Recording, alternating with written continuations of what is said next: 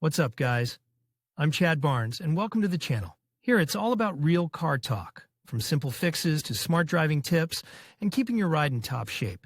If that sounds good to you, go ahead and give the video a thumbs up. Hit that subscribe button, and make sure you watch all the way through. There's a lot of good stuff coming. Let's get to it. Wheels is not the first time we address the topic of automotive retro gadgets that fall into our hands in the form of time capsules, found by colleagues and readers on the dusty shelves of abandoned garages. It is always curious to see what car enthusiasts of the past years lived, what they faced in everyday life, and what they dreamed of. This time we got a dusty, worn, but unpacked box with a car alarm system with a strange name, BIKS of 1993. As it turned out, it was developed by engineers of the Brest Radio Technical concern. Until 1991 it was called the Brest Radio Technical plant, and sold in Russia and accepted complaints. As they would say today, their official dealer, the Arbninsk Cooperative BIKS. The device was produced from 1989 to 1993. In the West at that time, the first car GPS navigation had already appeared, and domestic, almost still Soviet car owners, had, as usual, their own atmosphere, see. In this regard, once again it will be appropriate to recall a bearded, but incredibly relevant for its time and for this alarm system, anecdote. The tank factory started to make baby carriages by conversion. In general, everything is fine, but moms often complain that it is inconvenient to put the child through the turret and take out. Of course, the Brest Radio Technical plant was initially created as a defense enterprise and only in the late 80s was reprofiled to produce consumer goods. That could not but put a specific imprint on the logic of the engineers developers there. Most Soviet car alarms were extremely simple devices, and their functionality was extremely limited. Almost all models available for sale in the 70s used as input signals, reporting the alarm, the triggering of the buttons in the doors and turn the ignition switch, after which the klaxon was turned on and the ignition coil circuit was broken. The latter, however, not all models were able to do. The alarm systems did not react to any other events and did not offer a variety of service options. This state of affairs took place until about the mid-80s, until the wheel thefts became widespread. Since that time in the sale began to appear models of security devices equipped with a sensor rocking and body tilt. Sensors, with the rarest exception, were used so-called pendulum type. A spring plate with a weight oscillated with the body, and touched the contact screw. The rotation of this screw could regulate the sensitivity of the sensor within certain limits. Such a technical solution was considered for its time not the worst and quite viable. Except that during the movement of these sensors unpleasantly and fractionally knocked, of a fairly large number of Soviet alarm systems that passed through my hands, only one model had a silent mode, activated manually by a special lever with an eccentric on the body of the alarm system, which pressed the pendulum to the contact when the owner was driving the car. However, the same solution partially discredited the security functions of the alarm system, because to block the spring-loaded pendulum plate, the main unit of the device had to be installed in the passenger compartment accessible for constant switching on and off, and therefore not hidden enough. Probably, in order to make the body oscillation sensor silent and not requiring manual disconnection during driving, the creators of the alarm system BIKS realized it, on the liquid principle. That is why the device attracted our close attention as an amazing curiosity of Soviet automobile electronics. The BIKS security device was intended for Volga, Zhiguli, Moskvich, Tavria, and other cars, which had two parallel connected sound signals.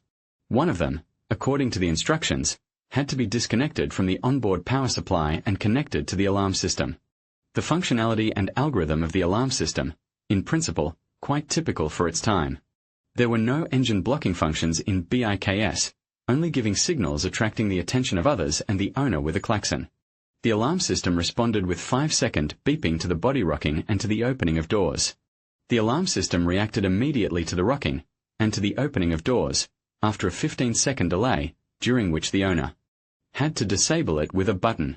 In case of an authorized engine start, the signal sounded continuously, all the time while the engine was running. Actually, by modern standards the efficiency and self-protection of such security system is at zero level. It was easily and simply disarmed and was able to scare away only very timid and technically illiterate thieves. But in those years even such a device sometimes helped thanks to the effect of surprise. However, we are not interested in the algorithm of the alarm system, and not even in its protective properties, but in the technical implementation of the body vibration sensor.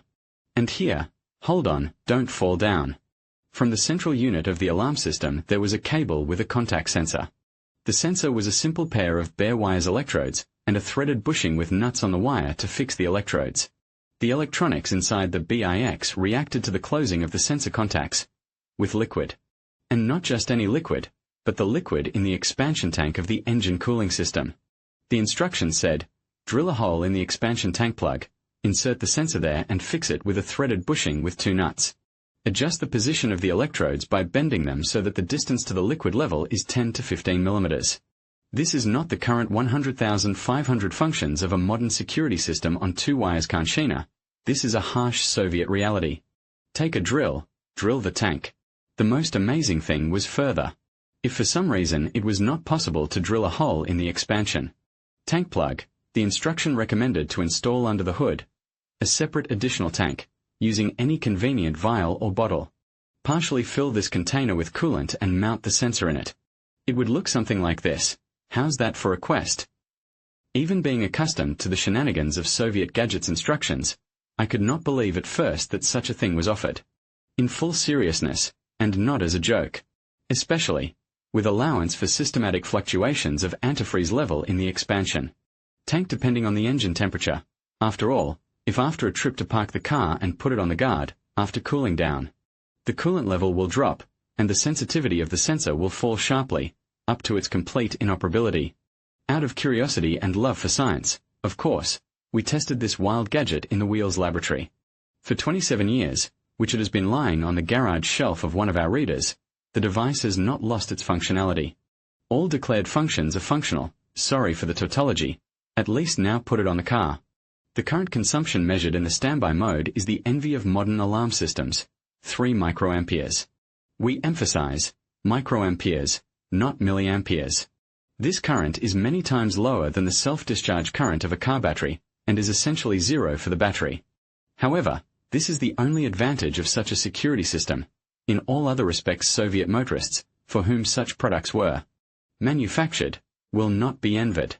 In conclusion, our exploration of the 1989 Soviet BIKS security system, powered by Tosol, has revealed both its innovative design and the challenges it faced. While the technology was groundbreaking for its time, the effectiveness of the system in modern contexts raises important questions about adaptability and resilience.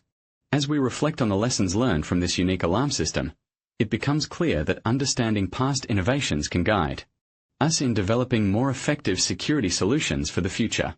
Thank you for joining us on this journey into the history of security technology.